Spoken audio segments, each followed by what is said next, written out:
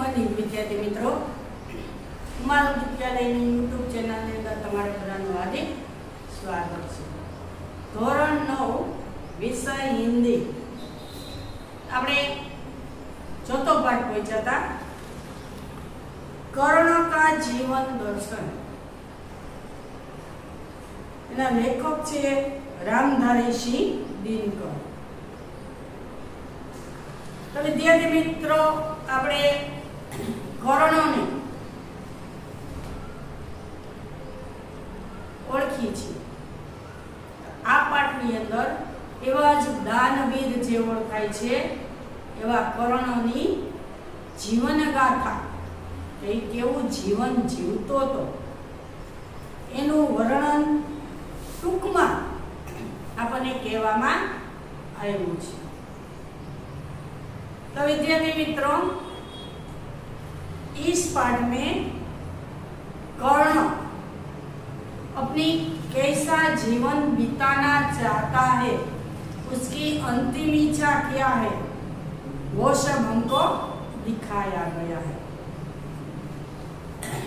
हम सबको मालूम है कि कर्ण है वो कुंती का पुत्र है। कुंती को ईश्वर ने 6 वरदान दिए थे। तो उसको ऐसा लगता है कि क्या ईश्वर ने मुझको जो वरदान दिया है वो सच में ऐसा होगा कि तुमको 6 पुत्र प्राप्त होंगे।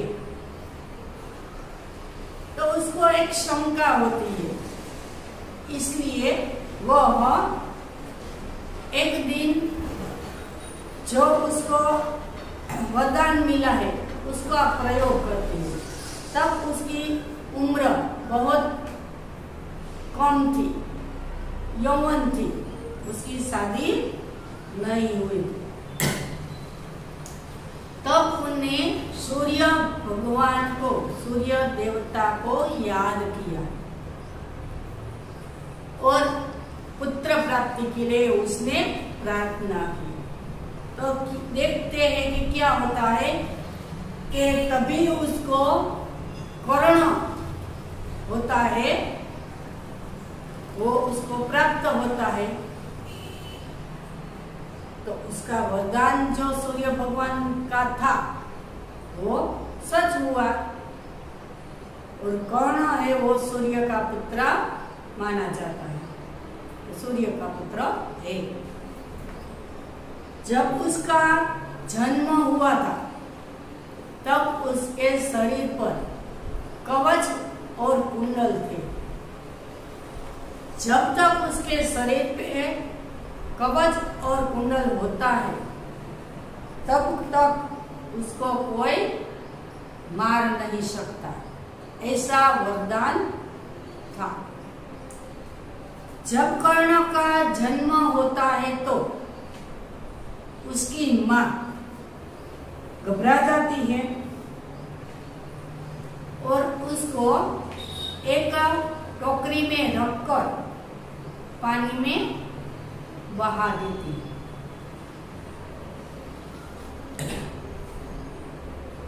पानी में बहते बहते वो आगे जाता है तो उसको एक दंपति जो निसंतान थी उसको वह उठा लेती है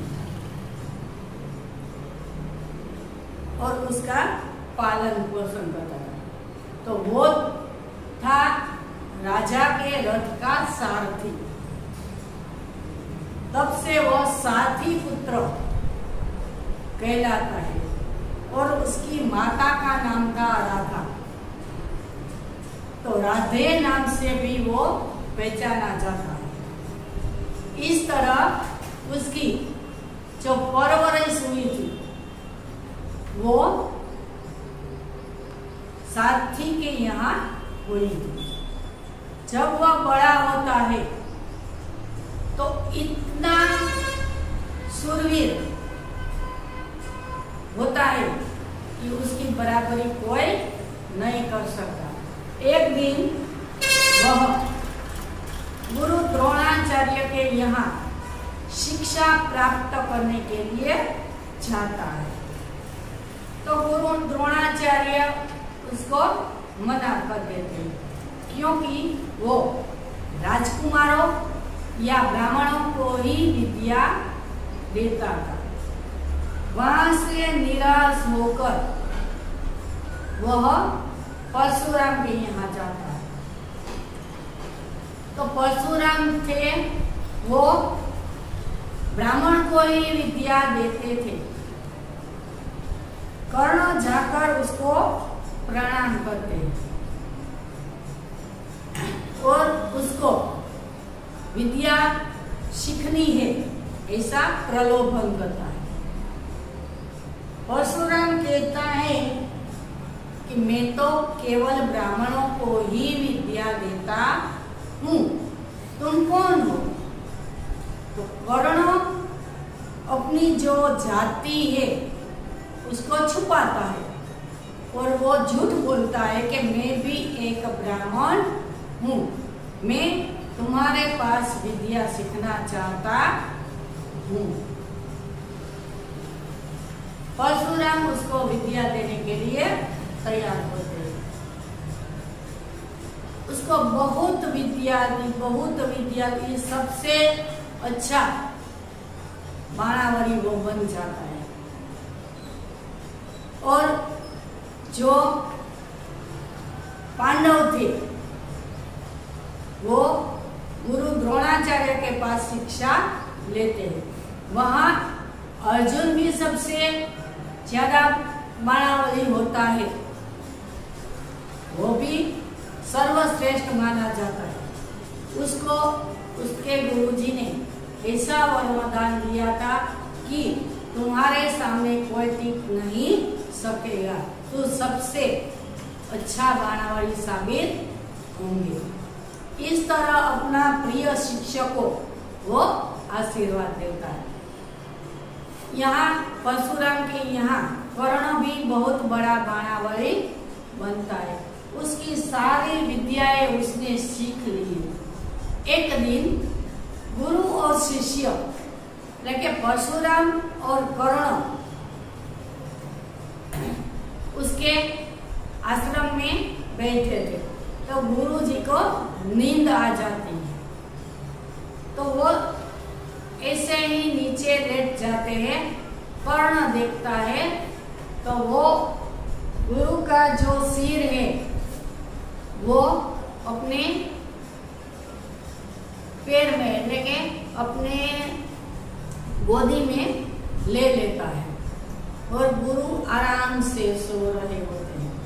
तब क्या होता है कि एक भमरो आपने जेने कही थी वो आता है भौरा, और कर्ण के आसपास मंडराने लगता है और उसके जो झांझ होती है, पग का जो केड़ से नीचे का भाग होता है उसमें वो उसको वो काटता है और उसमें से लहू बहने लगता है। कर्ण को बहुत पीड़ा होती है पर वो हिलता नहीं, क्योंकि उसके हिलने से उसका जो गुरु है उसकी नींद को खलेल पहुंचेगा, इसलिए वो दिखता ही नहीं है और जितना कष्ट होता है वो उसको वह सहन करते। तो क्या होता है कि वो जो काटने की जगह है उसमें से लहू बहता है, तो लहू होता है वो गर्म होता है, वह धीरे धीरे धीरे धीरे करके परशुराम के शरीर को छूता है। बहुत गर्म लगने के कारण परशुराम की नींद उड़ जाती है, तो वो जाग जाते हैं।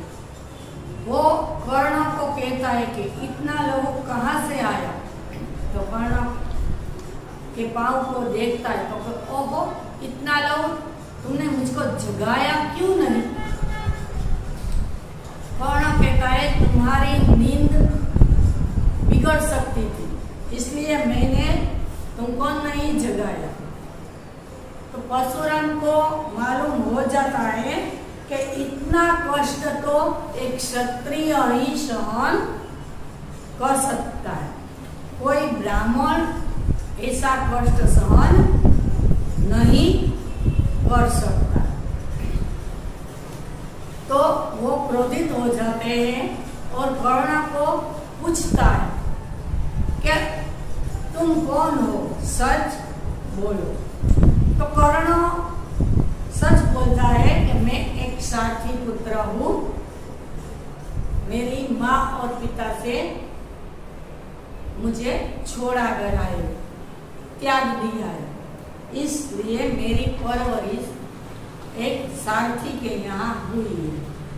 झूठ बोलकर शिक्षा लेने से जो परशुराम होते हैं वो क्रोधित हो जाते हैं और उसको श्राप देते हैं कि तुमने झूठ बोलकर मेरे यहाँ से जो शिक्षा ली है, इसलिए जब तुमको इसकी खरेखर जरूरत होगी, आवश्यकता होगी, उस समय तुम भूल जाओगे।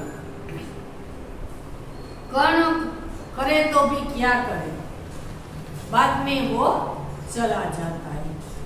और उसका एक प्रण था कि जब वो सूर्य को अंजलि देता था तब उसके पास कोई भी कुछ भी मांगने को आता था तो उसको वो दान दक्षिणा देता था। तो वो अपना सारा जीवन ऐसे ही बीताता था। उसको कोई किसी भी स्पर्धा में, किसी अच्छे काम के लिए कोई उसको जगह नहीं देते। जब कौरव और पांडवों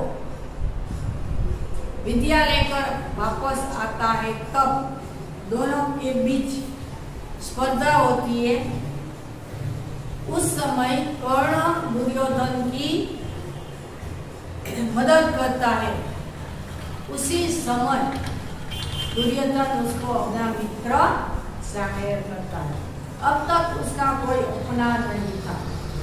जब उसने मित्र जाहिर करता है और अंगराज राजा तरीके उसको घोषित करता है, उसको जमीन देता है, तब से वो दोनों मित्र कहलाते। तो इस काव्य में जो कर्ण की दान प्रियता है उसकी चर्चा की गई है। कर्ण कहता है कि मुझे धन दौलत की कोई चाह नहीं है, मुझे कुछ भी नहीं चाहिए, राज नहीं चाहिए, महल नहीं चाहिए, कुछ भी धन दौलत नहीं चाहिए।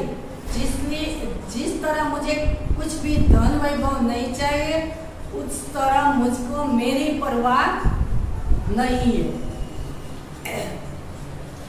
केवल उनको उतना ही चाहे, उतनी ही उनकी इच्छा है कि उनकी हाथों की जो दान की नदी है, सरिता है, वह हर हमेशा चलती है।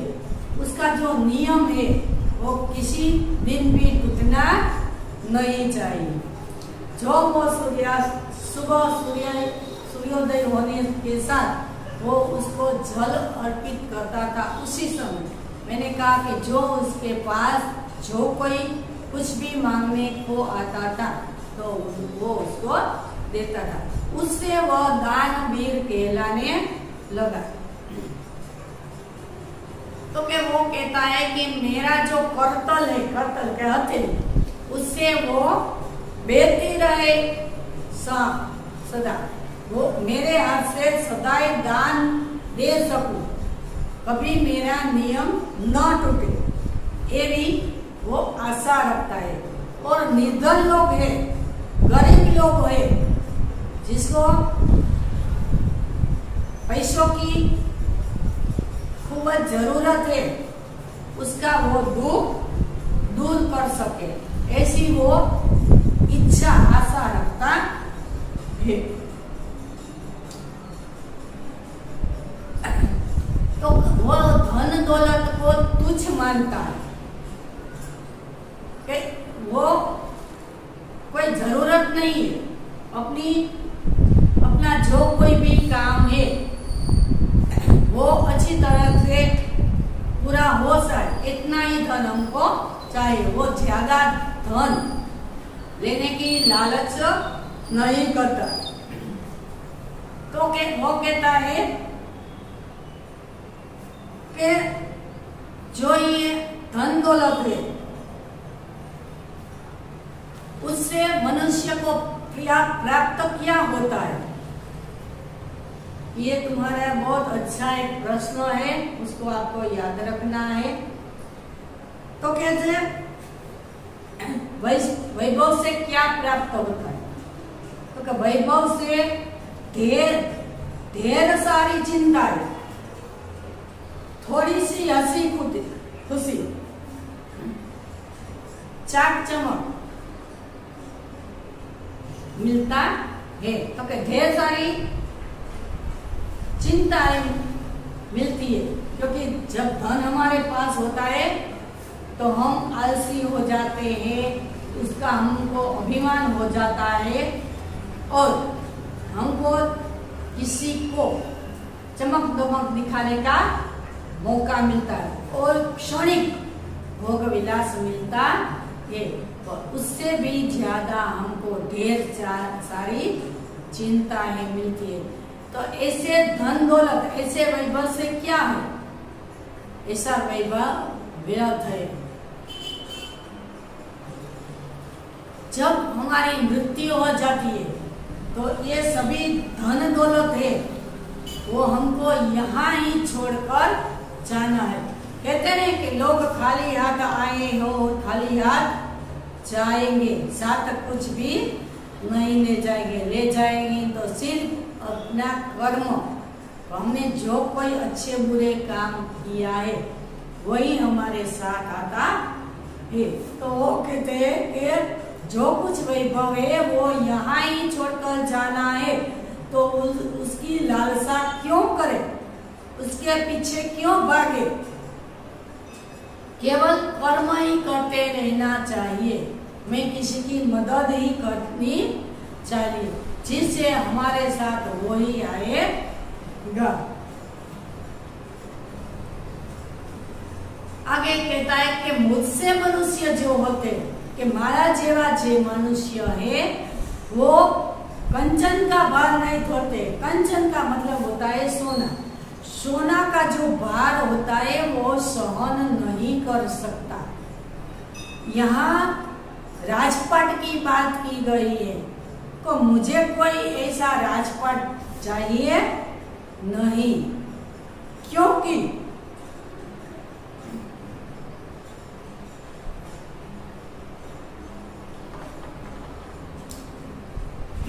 जो हमारे पास धन दौलत है वो इकट्ठी तो करते पर दूसरे की मदद करने के लिए, अपने लिए नहीं। तो कि मुझसे जो मनुष्य होते हैं, मेरे जैसे जो मनुष्य होते हैं, उसको सोना चांदी धन दौलत वैभव महल उससे कोई फर्क नहीं पड़ता है। वो तो अपना सारा जीवन सारा धन दूसरे को ऊपर लुटाने के लिए ही इकट्ठी करता है। जब जरूरत पड़ने पर वो अपने प्राण भी गंवाने में खचकाट नहीं करता है। इस तरह वो अपने जैसे मनुष्य को वो उत्तम मानता है। वो अपने जैसे मनुष्य को खुद को गरुड़ के समान समझता है। जो कर्ण जैसे मनुष्य होता है वो कि हम लोग कोई भी लोग अपने साथ कोई भी धन दौलत लेकर नहीं जा सकते हैं। हमारे पास जो भी है वो हम दूसरों को देकर दान दे सकते हैं, उसकी मदद कर सकते हैं। ऐसा हमारा जीवन जीना चाहिए। आगे कहता है कि प्रासादों के कनकाभ शिखर, प्रासाद इसका मतलब है राजमहल, उसकी जो कनकाभ शिखर है, सोने का जो शिखर होता है, उस सोने के शिखर में मनुष्य नहीं रहता है, वहां तो कबूतरों का ही घर होता है। ओके, जो राजमहल का कनकाभ शिखर है, राजमहल की जो चोट होती है टोच, वो सोने की होती है। सोने की होने के बाद भी मनुष्य वहां नहीं रहता, वहां तो कबूतर ही रहते हैं, अपना घोंसला बनाता है। महलों में गरुड़, गरुड़ सबसे श्रेष्ठ पक्षी के रूप में है, वो विष्णु का वाहन है। तो जो गरुड़ होता है वो भी महलों में रहना पसंद नहीं करता, वो कहाँ रहता है? वो पहाड़ों की हेखड़ में, उसकी दरार में रहता है। तो ऐसे गरुड़ को भी धन की कोई चाह नहीं है, तो करुणा है, वो अपने आप को गरुड़ के समान मानता है। ये भी आपका प्रश्न है कि कर्ण अपने आप को किसके समान मानता है? तो वो अपने आप को गरुड़ के समान मानता है। गरुड़ जो होता है वो सब पक्षियों में सर्वश्रेष्ठ है, विष्णु का वाहन है, तो भी वह महल में नहीं रहता, वो रहता है पहाड़ों में। दो पहाड़ों के बीच जो दरार होती है, सैल पहाड़, दो पहाड़ों के बीच जो दरार होती है, उसमें वह अपना घोंसला बनाता है। जब मनुष्य के पास बहुत ज्यादा धन संपत्ति वैभव आ जाता है, तब मनुष्य कैसा बन जाता है? तो तपक्षीण हो जाता है, क्योंकि उसकी सारी बुद्धि है वो नष्ट हो जाती है, वो अधम के रास्ते पर चलता है, उसको अभिमान आ जाता है, गर्व आ जाता है, वो किसी भी मनुष्य को तुच्छ समझने लगते हैं। तो मानवी है सुख समृद्धि आने पर वो तपक्षीण हो जाता है, उसके बाद सत्ता, राजमुकुट, सिंहासन जो सब आता है, वो जो मनुष्य का अच्छापन है उसका तेज क्षीण कर देता है, नष्ट कर देता है, उसको कुछ दिखाई नहीं देता सिवाय के अभिमान, गर्व। वो अपने आप को एक सर्वश्रेष्ठ, सबसे ऊंचा मनुष्य समझने लगता है। ऐसा सुख पाने के लिए वो ललचाता है। धन दौलत है, वो जब मनुष्य को मिलता है तब मनुष्य उसमें मग्न हो जाता है, सुखभोग जीवन जीने लगता है, और वही धन संपत्ति मनुष्य को एक दिन नष्ट कर देती है। चांदनी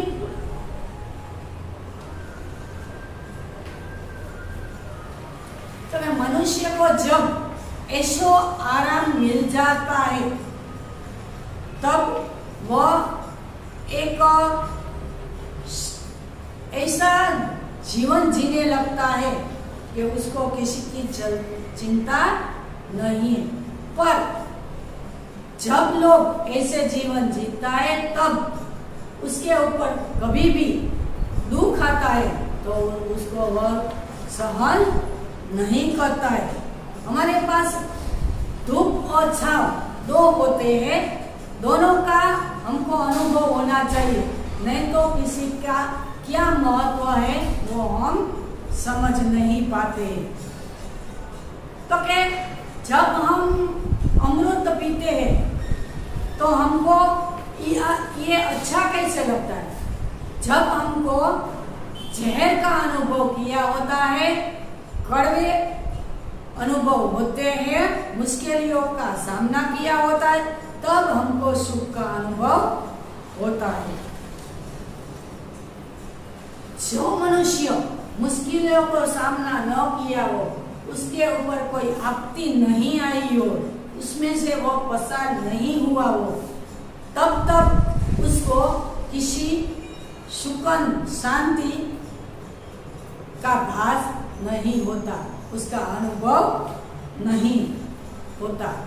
तो जो लोग विघ्नों का सामना, मुश्किलों का सामना नहीं कर सकता, तब तक वह नर नहीं कहलाता है।